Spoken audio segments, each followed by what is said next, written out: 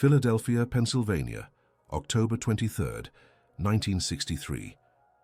The autumn rain drummed steadily against the storefront windows of Mueller Electronics Repair Shop on Market Street, and Walter Mueller wiped his calloused hands on a grease-stained rag while examining the broken Zenith television set that Mrs. Eleanor Henderson had dropped off earlier that morning. He expected to find a blown capacitor, or perhaps a faulty picture tube, another straightforward repair in a career filled with thousands of similar jobs spanning nearly 3 decades. The television industry was booming across post-war America. Every family seemed to own at least one cherished set, and Walter's steady hands combined with his patient demeanor had built him a loyal clientele who trusted him implicitly with their most prized electronic possessions.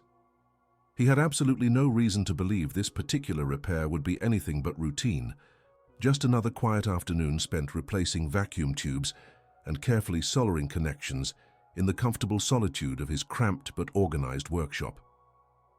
But before we dive into this story, make sure to leave a like and subscribe to the channel so we can bring you the most gripping Cold War and espionage stories every day. And tell me in the comments where you're watching from. It really helps support us. Walter Mueller was 47 years old, a German immigrant who had fled Berlin in 1938 when the writing on the wall became too clear for any reasonable person to ignore. He had arrived in America with nothing but a battered leather suitcase and his hard-earned training as an electronics technician, skills he had meticulously acquired during his mandatory service in the Wehrmacht before the war consumed all of Europe in flames and destruction. Philadelphia had become his true home, his refuge from horror, his second chance at building a decent life, untainted by the systematic madness that had completely swallowed his beloved homeland. He spoke English with a thick German accent that 25 years of living in America had done remarkably little to diminish, and he had learned through painful experience to endure the occasional suspicious glances from customers who still automatically associated German accents with jackboots, concentration camps, and unspeakable atrocities. Most people in the neighborhood, however, had eventually come to trust Walter Mueller completely. His shop was always immaculate, his prices were consistently fair, and his repairs always worked perfectly the first time. The Zenith console television that Mrs. Henderson had brought in was a genuinely beautiful piece of machinery. One of the newer models featuring a 23-inch screen and housed in a rich walnut cabinet that effectively doubled as living room furniture in cramped urban apartments.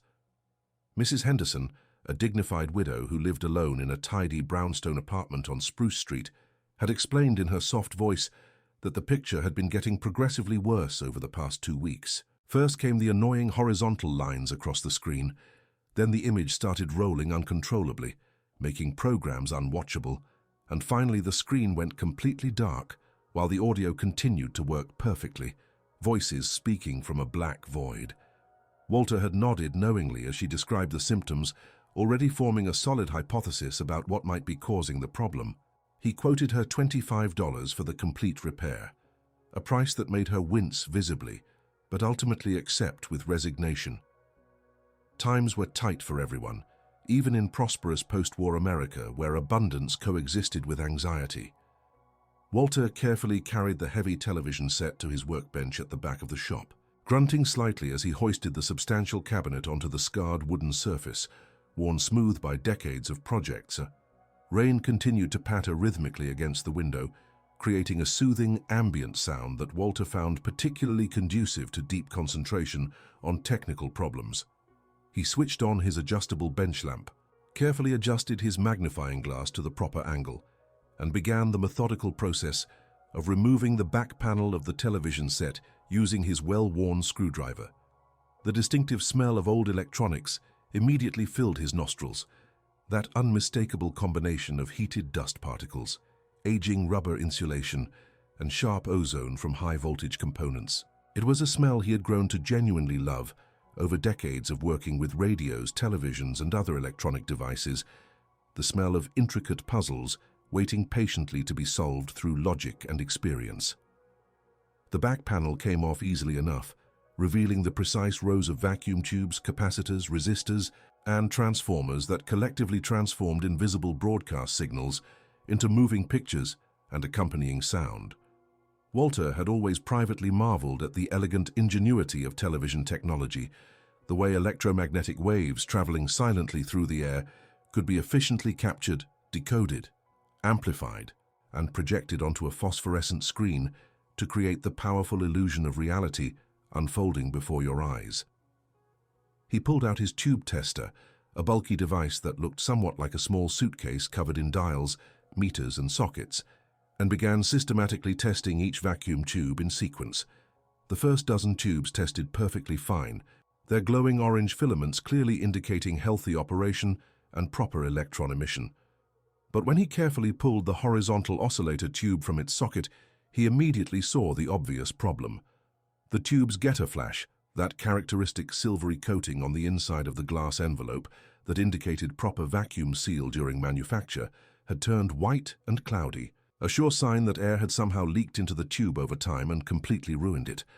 Walter set the failed tube aside and reached into his carefully organized parts drawer for an exact replacement. That should solve Mrs. Henderson's problem completely, he thought with satisfaction.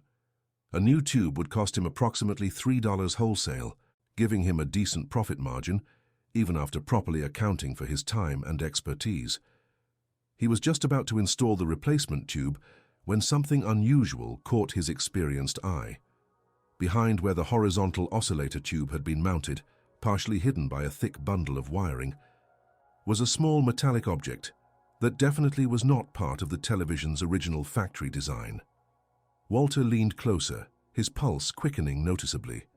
The mysterious object was roughly the size of a cigarette pack, constructed from brushed aluminum, with what appeared to be a small antenna wire extending from one end. It was carefully attached to the television's internal metal frame with two small custom clips, positioned in such a deliberate way that it would be virtually invisible unless someone specifically removed that particular vacuum tube for replacement. Walter's immediate first thought was that perhaps this was some kind of modification that Mrs. Henderson had requested from another repair shop, maybe an FM radio adapter or some experimental device she had read about. But something about it felt fundamentally wrong, disturbing. The craftsmanship was too precise, too professional, too deliberate. This was absolutely not the work of an amateur tinkerer or hobbyist. He very carefully extracted the device from its hiding place, taking special care not to disturb any of the surrounding wiring or components. The aluminum casing was completely seamless, except for a tiny seam that ran around its perimeter, suggesting the device could potentially be opened with the proper tools. Walter turned it over slowly in his hands, feeling its weight, noting the obviously professional quality of its construction and finish. On one side, stamped in barely visible letters, were Cyrillic characters that Walter could not read but instantly recognized from his years in Europe. Russian. His blood ran ice cold. Walter Mueller set the mysterious device down on his workbench as gingerly as if it were a live grenade. He took an involuntary step back, his mind racing frantically through possibilities, each scenario more disturbing than the last. Why would a Russian-made electronic device be hidden inside an American television set? What possible legitimate purpose could it serve? And more importantly, what should he do about it? He looked around his familiar shop, suddenly feeling exposed and vulnerable despite the comfortable surroundings. The rain continued its steady percussion against the windows, and somewhere in the distance a car horn bleated impatiently. Normal city sounds, normal day, but nothing felt normal anymore. His first instinct was to immediately call the police, but something made him hesitate.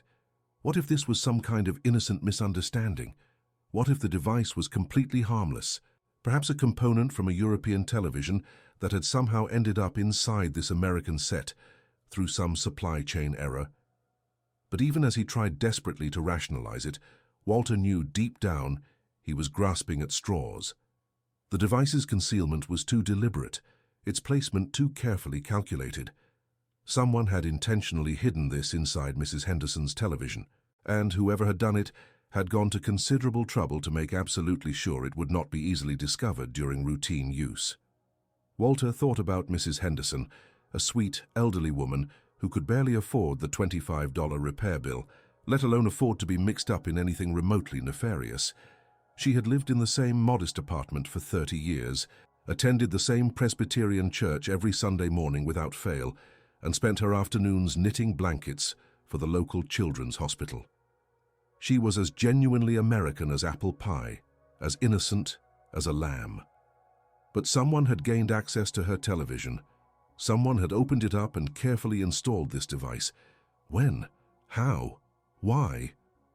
He sat down heavily in his work chair, the springs creaking in protest under his weight. His hand trembled slightly as he reached for his pack of Lucky Strikes, pulling out a cigarette and lighting it with his worn Zippo lighter.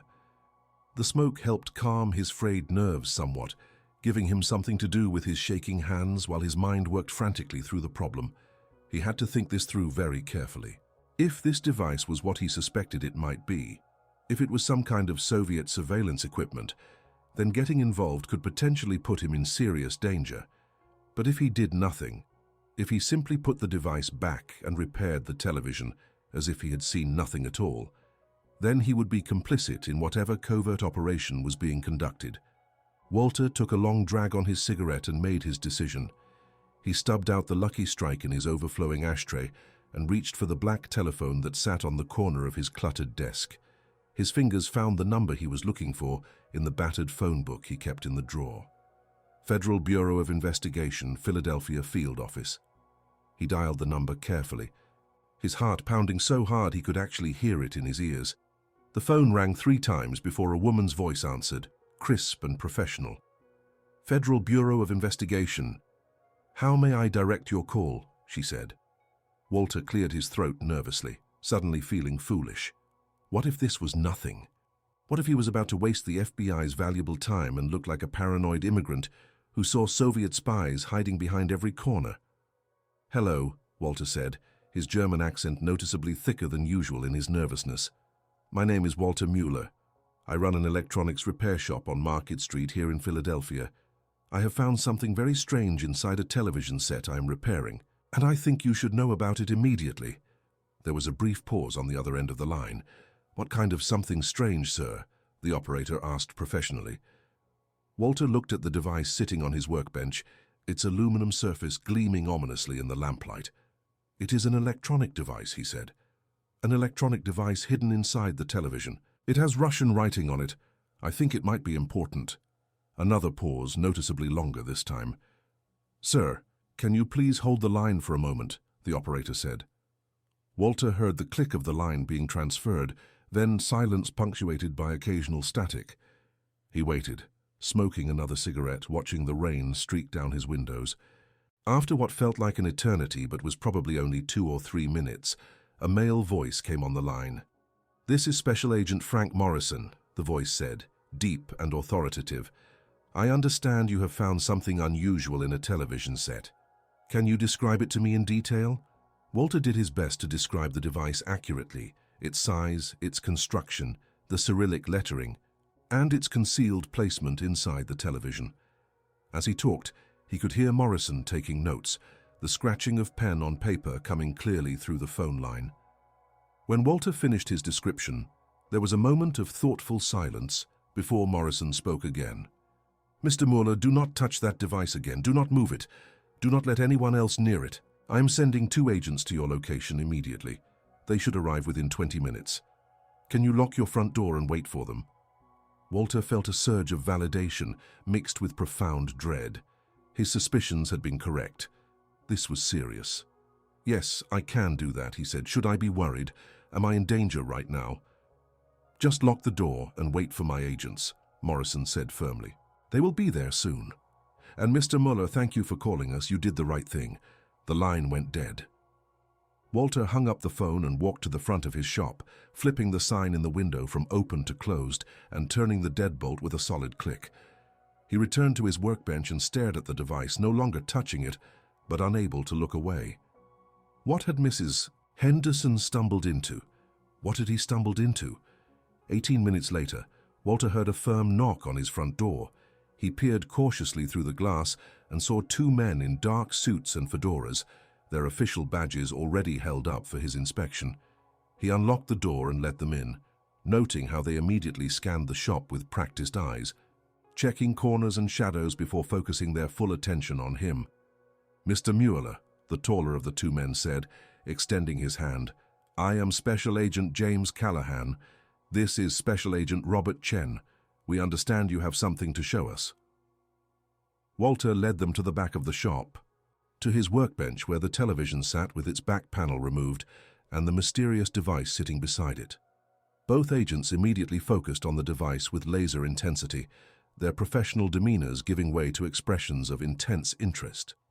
Callahan pulled out a camera and began photographing the device from multiple angles, while Chen produced a notebook and started taking detailed notes. "This television," Callahan said, not looking up from his camera work. "Where did it come from? Who is the owner?" "A woman named Mrs. Henderson," Walter replied. "Eleanor Henderson. She lives on Spruce Street. She brought it in this morning for repair. The picture was not working. I found this hidden inside when I was replacing a vacuum tube." Chen looked up from his notebook. "Do you know anything about Mrs. Henderson? How long has she been a customer? Anything unusual about her behavior?" Walter shook his head. "She has been bringing me small repairs for maybe 5 years. A radio once, a toaster, things like that. She is just an old lady who lives alone. Her husband died in the war. She seems very normal to me, very ordinary." The agents exchanged meaningful glances, some unspoken communication passing between them. Callahan finished photographing the device and carefully picked it up using a handkerchief, examining it closely. Chen moved to the television set itself, looking carefully at where the device had been mounted. "Mr. Muller," Callahan said, still studying the device in his handkerchief-wrapped hands. "This is a very sophisticated piece of equipment. You were absolutely right to call us immediately. This appears to be a Soviet-manufactured listening device, what we call a bug.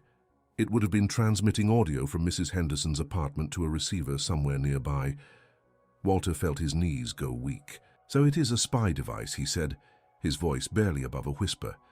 "But why would anyone want to spy on Mrs. Henderson? She is nobody important. She does not work for the government. She does not know any secrets." "That is an excellent question," Chen said, making more notes. "One we intend to answer. But first we need to understand how this device got into her television. When did she purchase this set?" "I do not know exactly," Walter admitted. "It is maybe 2 years old, perhaps 3. It is a Zenith, made in Chicago. Very popular model." Callahan carefully wrapped the device in his handkerchief and placed it in a leather case he produced from his briefcase. "We are going to need to take this with us for analysis," he said. "We will also need you to continue with the repair as if nothing had happened. Replace the tube, fix the television, and return it to Mrs. Henderson, but we need you to call us before you deliver it. Can you do that?" Walter nodded, though the thought of being further involved in whatever this was made his stomach churn uneasily. "Yes, I can do that. But what if Mrs. Henderson is a spy herself? What if I am walking into danger?" Chen smiled, a thin, reassuring expression. "Mr. Muller, we will be watching. Nothing is going to happen to you. But we need the television returned so we can set up surveillance on Mrs. Henderson's apartment. We need to see who is receiving the transmissions from this device, and more importantly, why they are interested in an elderly widow on Spruce Street." The agents spent another 20 minutes in Walter's shop, taking additional photographs, making more detailed notes, and asking specific questions about when Mrs. Henderson had brought in the television and what exactly she had said. They also took down all of Walter's contact information and made him promise solemnly not to discuss this with anyone, not his wife, not his friends, not other customers. "This is a matter of national security," Callahan emphasized. "The Soviets have spy networks operating throughout this country, and stumbling across their operations can be extremely dangerous for civilians. You did the right thing by calling us, but now you need to let us handle it from here." After the agents left, Walter stood alone in his shop, staring at the television set that had suddenly become a portal into a hidden world of espionage and international intrigue. He had lived in America for 25 years, had built a quiet life of honest work and simple pleasures. Now, through nothing but chance and bad luck, he had been pulled into the very world he thought he had left behind when he fled Europe. The Soviets, the FBI, surveillance and secrets. It was all too familiar, all too reminiscent of the dark days before the war when neighbors spied on neighbors and paranoia poisoned every human interaction. But Walter Muller was not a man who shirked his responsibilities. He had seen what happened when good people did nothing in the face of evil. He had watched his homeland descend into madness because too many people had chosen to look away, to mind their own business, to convince themselves that someone else would solve the problems. He would not make that mistake again. If he could help stop Soviet espionage in America, if he could contribute in some small way to keeping his adopted country free from the tyranny he had escaped, then he would do it, regardless of the personal cost or danger. Walter spent the next hour completing the repair on Mrs. Henderson's television.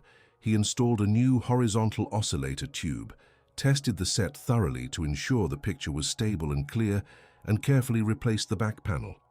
The television worked perfectly now, though it felt heavier somehow, burdened with secrets and silent witnesses. He called Agent Callahan's number and left a message with the operator that the repair was complete and ready for delivery. The next morning, Walter drove his panel truck to Mrs. Henderson's brownstone apartment building on Spruce Street. It was a crisp autumn day, the kind where the air smelled of wood smoke and fallen leaves, and children played stickball in the street, while mothers watched from stoops.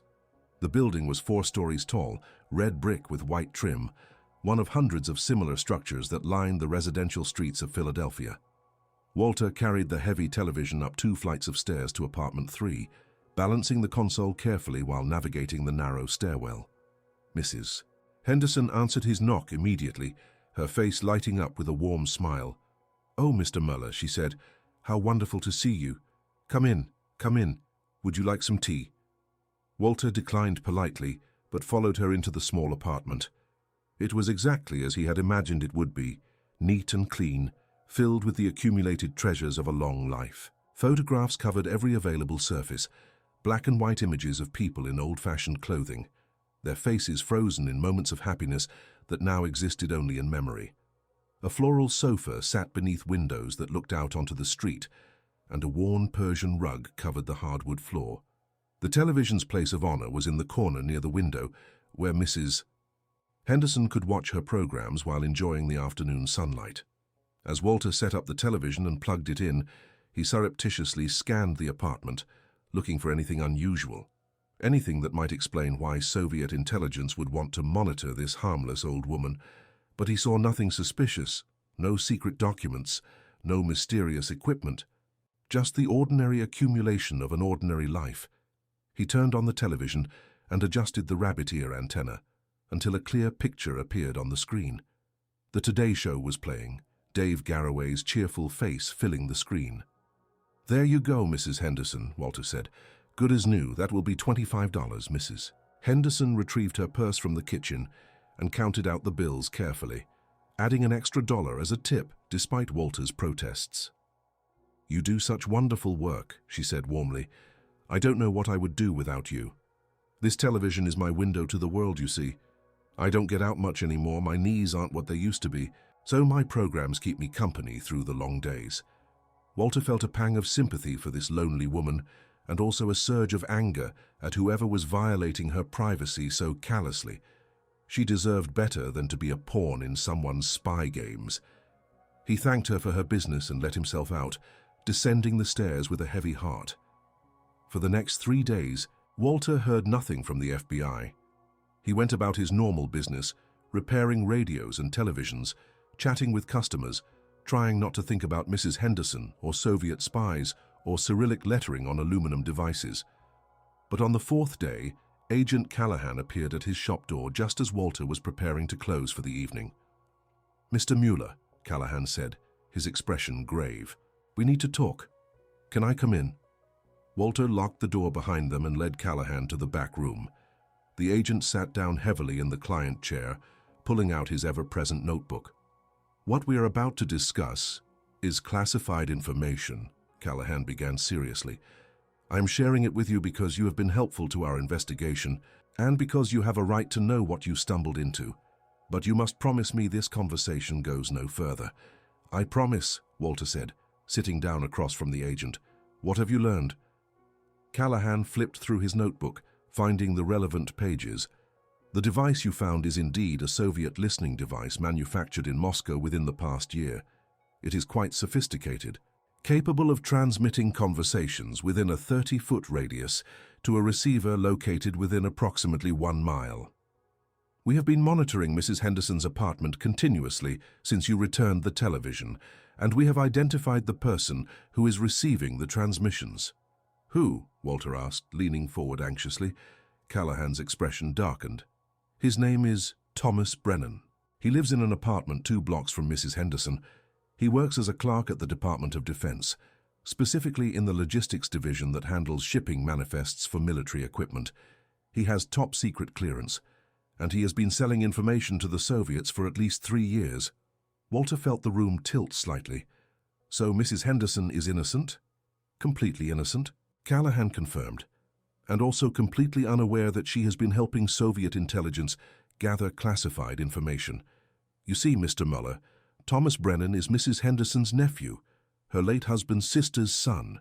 He visits her every Sunday afternoon for dinner, has done so for years. He is the dutiful nephew, keeping his elderly aunt company, helping her with chores around the apartment, being a good family member. What Mrs. Henderson does not know is that during these Sunday dinners, Brennan talks business. He discusses his work at the Department of Defense, complains about his bosses, mentions shipping schedules and equipment manifests. He thinks he's just making casual conversation with his aunt, who barely understands what he does for a living. But the Soviet intelligence officer who installed that listening device understands perfectly well. The elegant simplicity of it stunned Walter. No need for risky meetings in dark alleys. No need for elaborate dead drops or secret codes.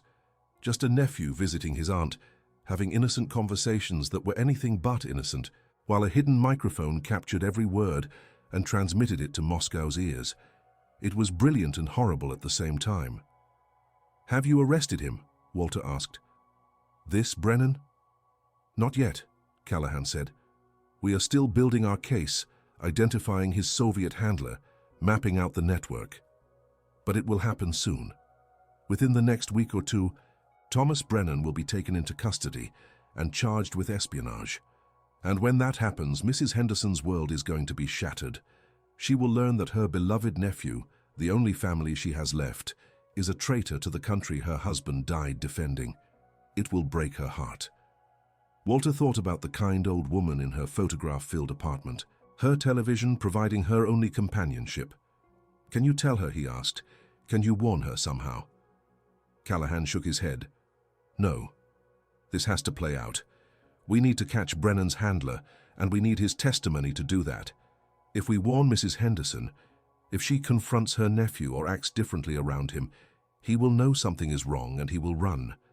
We cannot let that happen. So she will learn by seeing it on the news," Walter said bitterly, "or by having FBI agents knock on her door to question her. Some reward for her innocence." "I know it seems cruel," Callahan said quietly, "but this is bigger than Mrs. Henderson's feelings. Thomas Brennan has compromised military logistics information that has allowed the Soviet Union to predict and potentially intercept American weapons shipments to our allies. His actions have put American lives at risk. He needs to be stopped, and his handler needs to be identified and neutralized. Sometimes innocent people get hurt in this business. It is regrettable, but it is necessary." Walter said nothing. He understood the logic, understood the necessity, but it did not make him feel any better about the situation. He thought about all the innocent people who had been hurt in the name of necessity, all the collateral damage of ideological conflicts and national security imperatives. It never seemed to end, this cycle of betrayal and broken trust. "There is one more thing," Callahan said, standing up to leave. "We have been conducting background checks, standard procedure in cases like this. We know about your past, Mr. Mueller. We know you served in the Wehrmacht, that you fled Germany in '38, that you have been a model citizen since arriving in America. But there are people in the Bureau who will wonder if your involvement in this case is entirely coincidental, who will ask why a former German soldier just happened to find a Soviet listening device, who will want to investigate you thoroughly before this case goes to trial." Walter felt ice form in his stomach. "You think I am involved? You think I am working with the Soviets?" Callahan held up his hands in a placating gesture. "I do not think that, Mr. Mueller. I believe you are exactly what you appear to be, an honest businessman who stumbled onto something and did the right thing. But my beliefs do not matter. The Bureau has procedures, and those procedures will require a background investigation. I am giving you advance warning, so you will not be surprised when agents start asking questions about you, interviewing your neighbors, examining your business records. It will be uncomfortable, but it will pass. Just cooperate fully, answer all questions honestly, and everything will be fine. After Callahan left, Walter sat alone in his dark shop for a long time, listening to the city sounds filtering through the walls. The rain had started again, harder now, drumming against the windows like urgent fingers seeking entry. He thought about Mrs. Henderson, about Thomas Brennan, about the intricate web of deception that had been spun through that apartment on Spruce Street. He thought about his own past, about the Wehrmacht uniform he had worn, about the border he had crossed in the dark of night with nothing but hope and determination. He thought about the America he had found, the country that had given him a second chance, the nation he had come to love despite its flaws and complications. And he thought about a small aluminum device covered in Cyrillic lettering, a piece of technology that represented everything he had hoped to escape when he left Europe. The surveillance, the paranoia, the assumption that everyone was either a potential enemy or a potential asset to be exploited. He had thought such things belonged to the old world, to the dark ideologies that had torn his homeland apart. But here they were, thriving in the new world, infecting even the innocent and unsuspecting with their poison. The FBI's background investigation of Walter Mueller lasted 6 weeks and was both thorough and invasive. Agents interviewed everyone he had ever done business with, examined his tax returns going back to 1940, questioned his neighbors about his habits and visitors, and even tracked down relatives still living in Germany to ask about his wartime activities. They searched his shop and his home, photographed his personal papers, and subjected him to hours of interrogation about his relationship with Mrs. Henderson, his knowledge of electronics, and his political views. It was humiliating and exhausting, but Walter endured it with the patience of someone who had survived far worse. He answered every question honestly, provided every document they requested, and maintained his dignity throughout the ordeal. In the end, the FBI cleared Walter Mueller of any suspicion. A formal letter arrived from the Philadelphia field office, signed by the special agent in charge, thanking him for his cooperation and confirming that he was not under investigation. The letter also included a stern reminder that everything he knew about the case was classified and should never be discussed with anyone. Walter filed the letter away in his desk drawer and tried to resume his normal life. 3 weeks after Walter was cleared, the newspapers broke the story of Thomas Brennan's arrest. The headlines screamed about a Defense Department clerk charged with espionage, about Soviet spy rings operating in Philadelphia, about the constant threat of communist infiltration. The articles detailed how Brennan had been selling military secrets for 3 years, how he had received more than $40,000 from Soviet intelligence, and how an elaborate FBI operation had finally brought him to justice. Notably absent from any of the newspaper accounts was any mention of Mrs. Henderson, of her television set, or of the German immigrant TV repairman who had started the whole investigation. Walter read the newspaper articles at his workbench, smoking his Lucky Strikes and feeling a mixture of pride and melancholy. He had helped catch a traitor, had contributed to protecting his adopted country from its enemies, but he took no pleasure in the victory. He kept thinking about Mrs. Henderson, about how she must feel knowing that her beloved nephew had betrayed everything her husband had died defending, and worse, had used her unwitting cooperation to do it. He wondered if she would ever trust anyone again, if she would spend the rest of her days wondering who else in her life might be lying to her. One afternoon, about a month after Brennan's arrest, Walter was closing up his shop when he saw a familiar figure walking slowly down Market Street. Mrs. Henderson, bundled in a heavy coat against the November cold, moving carefully to avoid patches of ice on the sidewalk. She was carrying a small package wrapped in brown paper. Walter felt his heart sink. He did not want to face her, did not want to see the pain in her eyes, but he could not avoid her without being obviously rude. Mrs. Henderson saw him and smiled, though the smile did not reach her eyes. "Mr. Mueller," she called out, "I was hoping to catch you. I have something for you." She approached and handed him the package. Inside was a fruitcake, homemade and heavy with the smell of rum and dried fruits. "I wanted to thank you," she said quietly. "The FBI told me what you did, how you found that terrible thing in my television and reported it.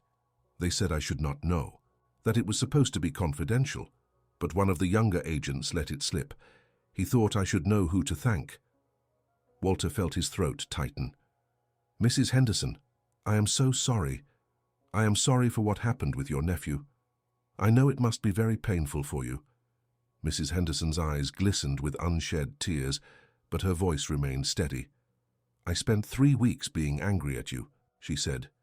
"Angry that you had found that device and started the investigation that destroyed my family.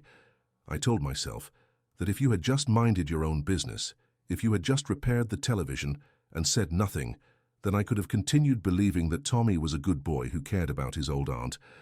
But that would have been a lie, wouldn't it? Tommy was not a good boy. He was using me, betraying his country and putting other people in danger. The truth is hard, Mr. Mueller, but it is better than a comfortable lie." She patted his arm gently, a gesture that spoke of forgiveness and understanding. "You did the right thing," she continued. "You protected this country, the country that gave you a new home, the country that gave me back my freedom after my husband died fighting for it. Thank you for being brave enough to do what needed to be done." Walter watched her walk away, her small figure disappearing into the grey afternoon, and he felt something shift inside him. For weeks he had been questioning himself, wondering if he should have just kept his mouth shut, fear he had done more harm than good by reporting what he found.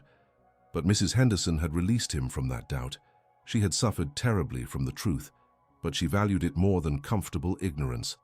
That was the American spirit he had fallen in love with, that commitment to truth and principle even when it hurt. The Thomas Brennan espionage case dragged through the courts for the next 18 months. Brennan initially pleaded not guilty, forcing a trial that exposed the full extent of his betrayal.